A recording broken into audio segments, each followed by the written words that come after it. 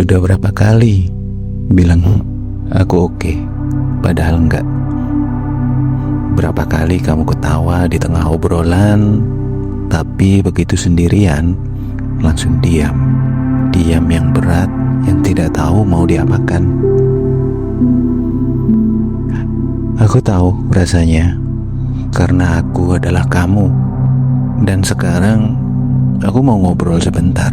Bukan ceramah, bukan motivasi yang dipaksakan. Cuma ngobrol jujur. Capek kamu itu nyata, bukan lebay, bukan kurang bersyukur. Ada jenis capek yang tidak bisa sembuh hanya dengan tidur. Capek yang datang dari terlalu lama bertahan, terlalu lama berharap, terlalu lama menunggu sesuatu yang tidak kunjung datang. Dan kamu sudah menanggung itu lama. Kadang sendirian, kadang sambil pura-pura kuat di depan orang lain. Wajar kalau sekarang kamu di titik yang mulai bertanya, buat apa? Itu bukan kelemahan, itu tanda kamu manusia. Memang menyerah itu menggoda. Kita jujur saja soal ini, karena menyerah terasa seperti akhirnya bisa berhenti. Tidak perlu lagi berjuang, tidak perlu lagi berharap lalu kecewa. Rasanya seperti melepas beban yang sudah terlalu lama kamu gendong. Tapi ini yang jarang orang kasih tahu. Menyerah tidak menghilangkan rasa sakitnya. Ia cuma membekukannya. Kamu masih akan bangun besok pagi dengan rasa yang sama. Hanya saja kali ini tanpa arah, tanpa alasan untuk bergerak. Berhenti berjuang bukan berarti perangmu selesai. Kadang itu justru awal dari pertarungan yang lebih sunyi. Perang melawan dirimu sendiri yang tidak ada saksinya. Kamu tahu apa yang tidak pernah terlihat keren? Yaitu proses. Proses itu berantakan. Proses itu penuh hari-hari di mana kamu tidak produktif, tidak bersemangat, tidak tahu kemana tujuannya.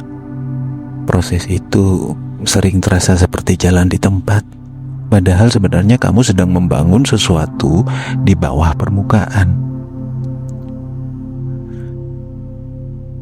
Seperti halnya pohon tidak tumbuh kelihatan dari luar setiap harinya, tapi akarnya terus bekerja, diam-diam di bawah tanah.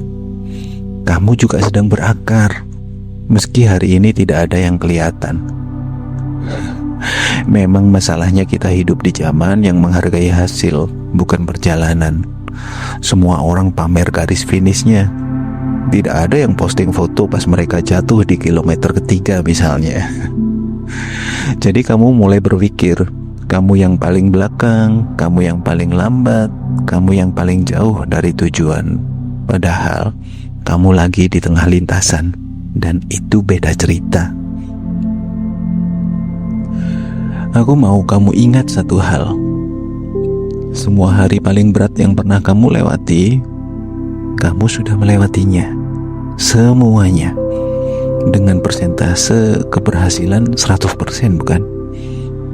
Hari yang kamu pikir tidak akan sanggup kamu lewati, ternyata kamu lewati juga.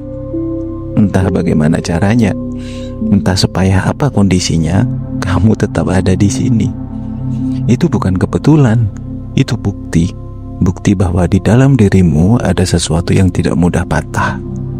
Bahkan ketika kamu sendiri sudah tidak percaya itu masih ada. Kamu tidak perlu jadi orang yang kuat setiap hari. Kamu cukup jadi orang yang tidak berhenti, meski langkahnya pelan, meski jalannya tidak lurus, meski tidak ada yang tepuk tangan di pinggir jalan. Jadi apa yang aku minta dari kamu sekarang? Bukan langsung bangkit, bukan langsung semangat, bukan langsung punya rencana besar. Cukup 1 hari lagi, itu saja.